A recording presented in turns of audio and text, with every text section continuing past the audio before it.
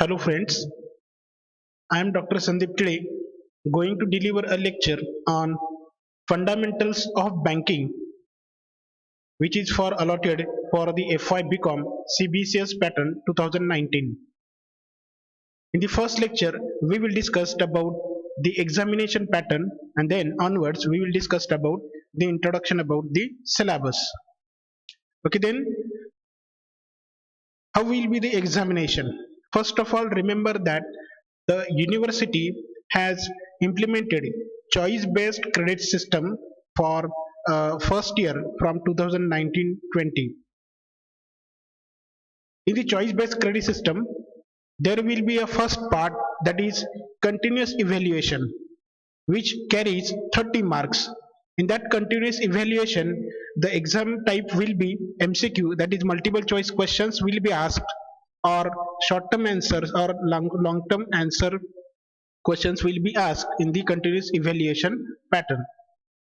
That continuous evaluation contain the unit test for 10 marks, that that will be MCQ type question, that will be short answer question, or that will be a long answer question. Then the next one part, that is assignments. We will ask to prepare a syllabus based case studies or problem solving assignments in the continuous evaluation. That assignments will be submitted on the stipulated time. Then next one, that is presentation. You have to choose a specific topic from your syllabus and give a presentation for 3 to 5 minutes in front of us. Then that presentation will carry a 10 marks, which means for unit test 10 marks, assignments 10 marks, and presentations also of 10 marks. In this way, the continuous evaluation will be performed. Then the next thing, that is university exam. The university exam carries 70 marks, which means that exam will be conducted by the with Savitribai Phule Pune University. And that exam type will be MCQ, that may be a short answer question, that may be a long answer question. It depends upon the decision of university authorities, which means your whole examination pattern is for 100 marks, that is continuous evaluation plus university exam. Continuous evaluation is for 30 marks and university examination is for 100 marks. Okay, this will be your first semester examination pattern, and the same examination pattern will be followed in the next semester. Okay, in this way we will have a continuous evaluation pattern, or sorry, choice based credit system and the examination pattern. Okay, then the next one thing that is very important in case of our subject, that is fundamentals of banking. Students, the fundamentals, we will discuss certain things about banking. Very basic things, very basic and fundamental rules and procedures and concepts regarding banking. Okay, in the first semester, we will discuss the first one chapter, that is evolution of banking. In the world or in India, there is a large canvas of history for the banking. That large canvas of history we will cover in the first chapter. Then the next one chapter, that is functions of bank. Banks perform different kind of functions, different types of functions, and they try to serve to the customers. Okay, which means not only commercial banks but also private sector banks are also tries to serve their customers. They are also tries to command the confidence of the people. They tries to commands or cover the whole market segment. Okay, and for that purpose they perform different type of functions. Then the third one chapter, that is procedure of opening and operating of deposit account. There is a stipulated procedure for opening of deposit account. Any type of account the customer may open at any bank. Okay, but there is a certain procedure, and as well as there is a certain procedure for operating of these accounts. Okay, that part we will cover in the third chapter. And the fourth one chapter, that is methods of remittances. There are different kind of methods are available in the conventional banking as well as in the modern banking too. In recent years, especially after the demonetization, there different kind of methods of remittances are evolved. Different bankers, experts, and engineers, software engineers, and financial engineers are derived different kind of methods of remittances. Okay, and these methods of remittances have changed the face of banking system. Okay, that these parts we are going to cover in the first semester. Okay, then the first one thing, that is syllabus for the sem first. University authority have allotted a specific syllabus for fundamentals of banking first year BCom. In that syllabus, the first one chapter, that is evolution of banking. Remember that we will have a just overlook about the whole syllabus of semester first. In the first chapter, that is evolution of banking, we will discuss the meaning, definition, and origin of bank. There are different definitions, there are different kind of meaning are yeah, derived by the some experts. Okay, that part we will cover in the first point, that is meaning and definition of bank or origin of bank word. There are a historical perspective about the origin of bank word, that is from banco or bankers. Okay, then the next one thing, that is evolution of banking in Europe and Asia. Friends, there is a large canvas of history for the banking not only in Europe but there also a at the whole world too.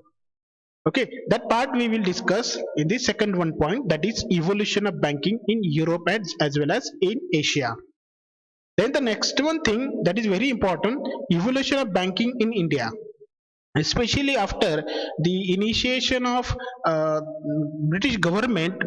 They set up a presidency bank in Indian continental, and in India they set up these different kind of presidency banks for serving them. Okay, and from that presidency banks, the Indian banking system got a very great platform for future development. Okay, that part we will discuss in the third one point. And then the next one thing that is very important, that is structure of Indian banking system. Structure of Indian banking in India. There is a specific structure, there is a specific categorization, there is specific classification or the types of banking system in India. That part we will discuss in the fourth one point, that is structure of Indian banking system. This is the first one point, first one chapter, which carries a very basic and fundamental things about the banking system. Which means in the first chapter we will have a discussion on the historical scenario about the banking, or then the evolution of banking in India as well as in Europe as well as in a whole world. Then the very important thing, that is the structure of banking system. Okay, we are very well known that the Reserve Bank of India is an apex authority for the Indian banking system, and that apex authority commands the whole performance, whole functional technicalities of Indian banking system. They channelize their operational modus operandi as well as they serve or they maintain the management of whole banking system. Okay, therefore the Reserve Bank of India also called as a backbone of Indian banking system. Okay, from the Reserve Bank of India till the primary credit institution, different kind of banks serves the Indian financial system. Okay, therefore we will have a look towards the structure of Indian banking system in India in the first chapter. Then the next one chapter, that is functions of bank. Bank perform different kind of functions. They perform various kind of functions to serve their customers, to attract their customers towards them, as well as they also tries to perform these functions for serving them. Not only commercial banks, not only public sector banks, but also private sector banks are also tries to serve their customer. They tries to attract more and more customers towards them. They tries to command the confidence of the customers. Is this, which means for commanding the confidence of the people or attracting the customers towards them, or to cover the large segment of market, they perform different kind of functions. Basically the all functions, which are performed by the bank, not only private or not only public sector bank or not only any cooperative bank, but also at any type of bank perform different kind of functions. These whole functions are categorized in the two categories, that is primary functions and secondary functions. Primary functions are also called as a fundamental functions, which means without performing these functions, any institute cannot be called as a bank. Which means these primary functions are genetically related with the banking institutions. They are genetically related with the existence of the banking institutions. Okay, therefore they are called as a primary or fundamental functions. Each and every bank has to, or each and every bank performs these functions. Otherwise, that bank will not be considered as a bank. Okay, then the next one thing, that is secondary functions. Secondary functions are performed by the bank for the benefits of the customer, for attracting their customers towards them, or to serve to the customers. Which means these secondary functions are not mandatory. If bank don't want to perform these functions, then it may be allowed them. But if a bank do not perform these secondary functions, then the customer will not be attracted towards them. The customer will not be deposits their valuables at the bank, and therefore it also becomes a mandatory to a bank to perform these secondary functions. But not only private or public sector banks, but also not it's not depends, or it's not mandatory to perform to the bank.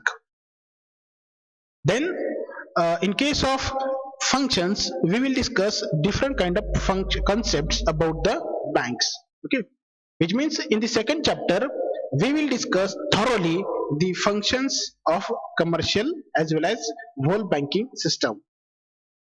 Then the next one chapter, that is procedure of opening and operating of deposit account, that is the third one chapter.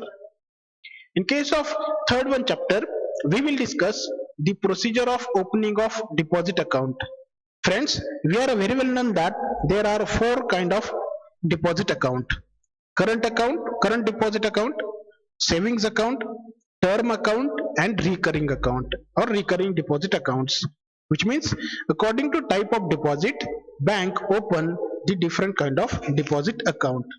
Okay, in this chapter, which means in the third chapter, we will discuss the certain procedure of opening of deposit account. Bank has laid down a specific procedure for opening of not only for current account but also each and every type of deposit account.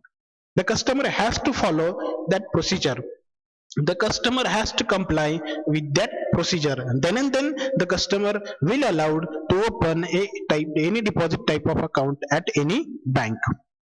Then onwards, there is a different kind of accounts, that is no frill accounts. In case of no frill accounts, there is a certain rules and regarding rules and regulations or guidelines are given by the Reserve Bank of India. Those people are belonging from below poverty line, or those people are unable to open their bank account due to the financial scarcity. These people may take the benefits of no frill accounts. Without any single rupee deposition, the customer may open their account at a bank. These accounts are called as a no frill account. Then the third one point, that is procedure of operating of deposit account. There is a certain procedure for operating of deposit account. The customer has to follow the certain procedure. Whenever a customer wanted to operate their account, not only for current account but also any type of account, the customer has to follow a certain procedure. Which means a customer, if a customer deposited their deposits for 5 years at any bank, and after 5 years if a customer wanted to withdraw their deposits from the particular bank, then he has to fill a specific form. Then he has to, like 15H or 15G form, then he has to approach to the bank, do the application to the bank. Then onwards, bank will deposit these FDs or fixed deposit at their specific account. Then if a customer wanted to close their account, or if a customer wanted to transfer their account at any from any branch to another branch, then a customer has to follow a certain procedure, which means in case of operating of deposit account, the customer has to follow a certain procedure. Then there is a different kind of account holders. Remember that students, basically the account holders are categorized into two categories: individual account holders and institutional account holders. Individual account holders means a single person may open any type of account at any bank. Okay, that single person may be illiterate person. Illiterate person can open their account at any bank. Okay, but he has to provide a certain guardianship to the bank. Then and then the illiterate person may open their account, or a minor person also opens their account, but he has to produce a guardianship to the bank. Then Pardashini woman means a woman who wearing a burqa. Okay, which means a Pardashini woman also opens their account, but at the time of opening of account, the back, the Pardashini woman has to show their true identity to the bank. Okay, which means individual account holders, this type of individual account holders may open their account at any bank. Okay, then the next one thing, that is institutional account holders, which means a company, any joint stock institution account company, or any firm or any trust may opens their account at any bank, but for that purpose they has to follow a certain procedure. Okay, this kind of account holders opens their different kind of deposit account at different banks. Okay, this part we will cover in the third chapter, that is procedure of opening and operating of deposit account. Then the next one thing, that is methods of remittances. Usually we have already discussed, that is there are different kind of methods are available to the customer for making a remittances, especially after the demonetization. There are different kind of methods of remittances are evolved or designed and developed by the experts and engineers. Conventionally, in the banking system, the demand drafts are very popular. Okay, the demand draft also got a very great importance in the methods of remittances. Then the bankers checks. Bankers checks, which means the check, which is very popular for making a methods of remittances to the customers. We are very well known that about the check. In case of cross check, or in case of bearer check, in case of order check, there is a certain procedure. The bank and customer has to maintain or has to follow the certain procedure. Okay, which means the procedure is depends upon the type of check. Which means in the fourth chapter we will cover the types of checks too. Then the next one thing, that is EFT, electronic fund transfer. That is a method of remittances for the customers. Then RTGS, we are very well known that any customer may transfer their funds from one place to another place, from one state to another state, or from one country to another country with the help of RTGS. RTGS itself stands for real-time gross settlement system, which means at the real time this system allows to customer to transfer a fund from one place to another place. Then NEFT, National Electronic Fund Transfer. Then SWIFT, Society for Worldwide Interbank Financial Telecommunication. That is also a method of remittances. These different kind of methods of remittances are available to the customer. Immediate payment service also available to the customers to making a payment to the customers or to the next one party. These all kind of methods of remittances will be covered in the fourth chapter. Okay, thank you.